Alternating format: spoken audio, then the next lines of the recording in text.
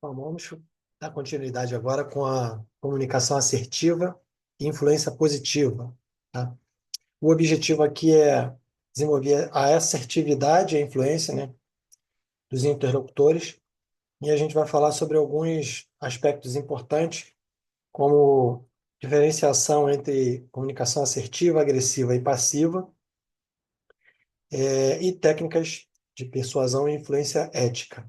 E a gente vai fazer isso em duas aulas, para a gente fazer a separação e poder direcionar o conteúdo especificamente sobre aquele tema. Então vamos lá. Vamos falar aqui então sobre a parte da comunicação assertiva e trazendo aqui a diferença entre comunicação assertiva, agressiva e passiva. Porque a forma com que a gente se comunica, ela vai dar o tom da, do tipo, né, de como a gente está se comunicando.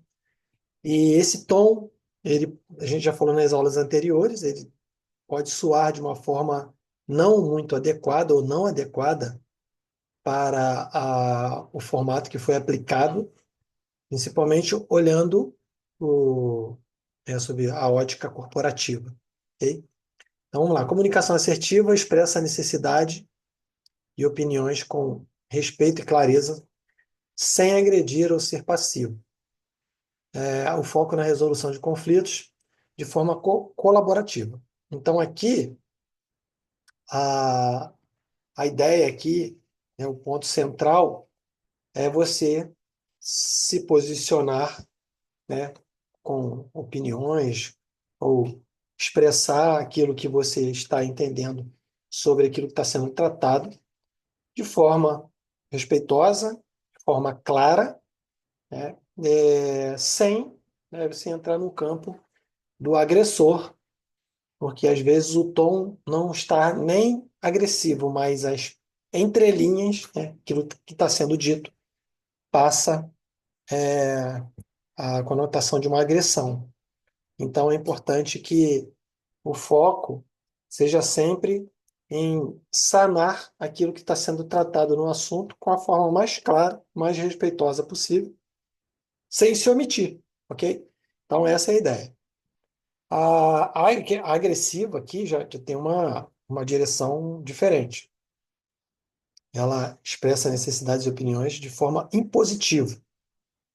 Ela usa a impositividade, muitas vezes desrespeitosa, visando, né, em alguns casos, dominar a situação, sem se preocupar ali com o sentimento dos outros.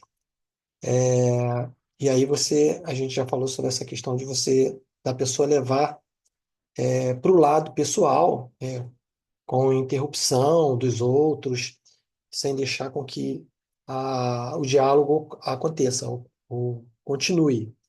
Então, esse modelo agressivo, ele não pode jamais existir dentro de um ambiente corporativo. E, como eu falei lá atrás, em alguma das aulas, a gente tem visto as empresas se posicionando com relação ao comportamento mais do que com a parte técnica, ok?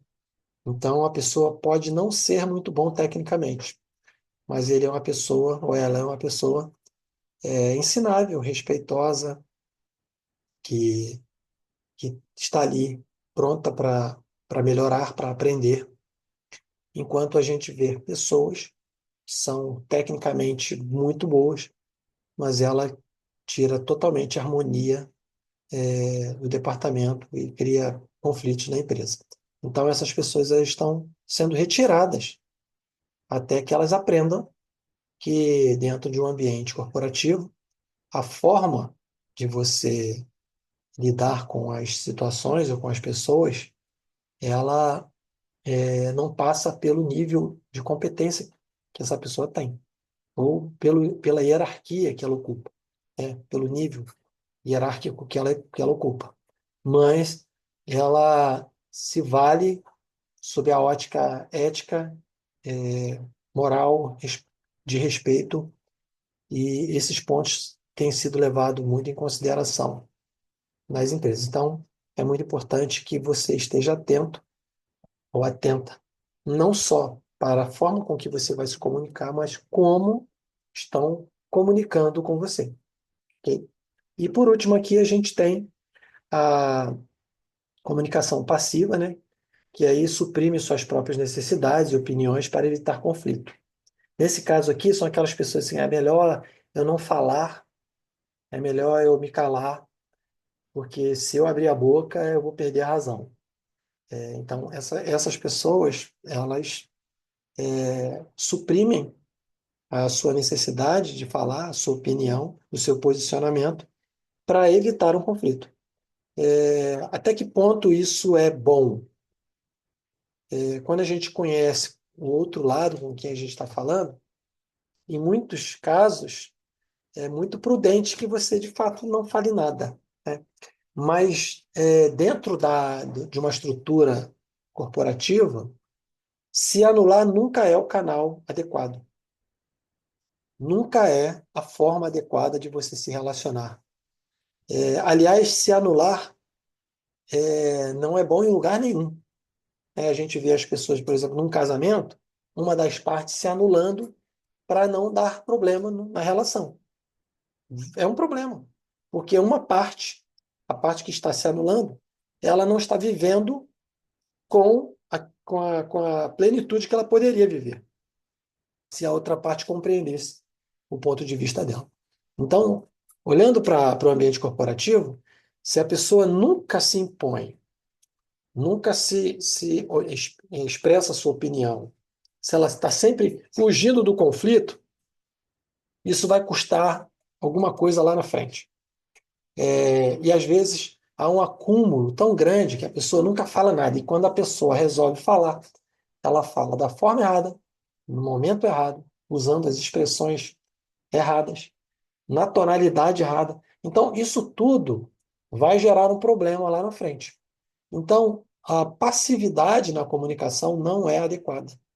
Então, a gente traz aqui essas três formas de comunicação para que você possa refletir em que estágio você está, o que você precisa melhorar, né? Se você está trazendo a assertiva ali, sempre expressando sua opinião com clareza, sem agredir as pessoas, sem invadir o espaço do outro, dando espaço para o outro falar, né? Se você está sendo agressivo, ou seja, sua visão sempre deve prevalecer, você é desrespeitoso, se você está querendo dominar sempre a situação, se você quer mostrar sempre que você sabe das coisas, você quer o domínio de tudo ali, se a sua comunicação está sendo assim.